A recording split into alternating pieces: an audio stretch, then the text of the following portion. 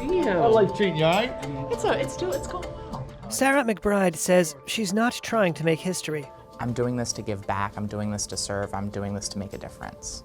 Nevertheless, the 34-year-old Democrat is likely to do so, as the first openly transgender person elected to the U.S. Congress. Hi, how are you, Michael? Nice to meet you. Thank you very much. I appreciate that.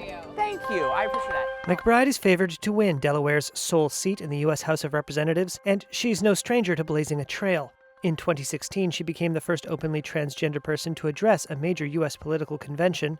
In 2020, the first to serve in a U.S. state senate.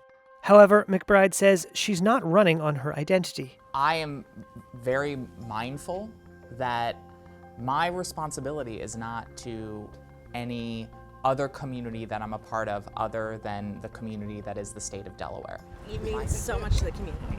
Gosh, can I give you a hug? Yes. Thank you. Her priorities in Congress, she says, would include passing an act to expand federal protections for workers to unionize, as well as affordable health care and child care. Her Republican opponent, John Whalen III, has also not focused on gender politics. Instead, he's talked about immigration and the economy. Some of those queuing for early voting in Newark also say McBride's gender identity is not a factor. It doesn't mean anything. What she stands for, that's what counts to me.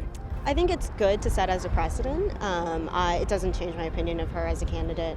But transgender rights have become a flashpoint in U.S. politics. In 2023, lawmakers in 37 states introduced at least 142 bills to restrict gender-affirming healthcare for trans and gender-expansive people, according to reporting by Reuters. That's nearly 3 times as many as in the previous year. In Congress, Republicans have pushed anti-trans bills at the national level for years.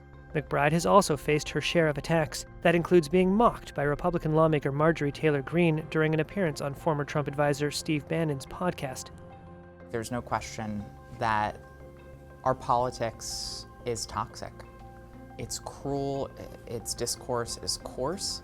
McBride says politicians like presidential candidate Donald Trump actively target those they presume won't vote for them and try to make their pain worse. And while she has sought to campaign on issues other than her identity, she also has a message for trans youth across the U.S.